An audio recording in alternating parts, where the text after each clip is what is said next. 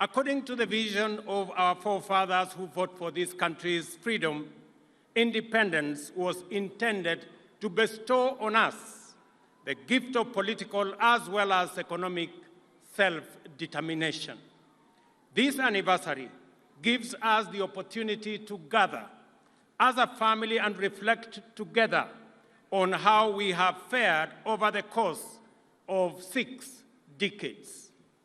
It is clear that we have made undeniable progress on many fronts, and as a result, our nation has come a long way in the right direction. Before that first Jamuhuri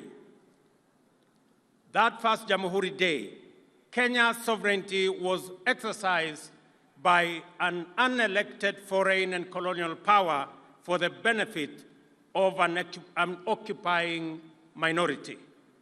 We have since matured from a single-party state to a competitive, multi-party democracy and a devolved system of governance with robust checks and balances under the Constitution that was ratified by the people of Kenya in the year 2010.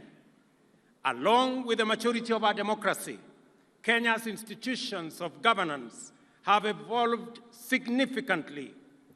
Parliament, for example, is now, more than ever, an independent, assertive organ of government with its own calendar and its own budget. As a result of this autonomy, party positions on important national issues are much more clearly defined, and whenever circumstances and the national interest demand, bipartisan engagement across the political divide is pursued in a structured manner.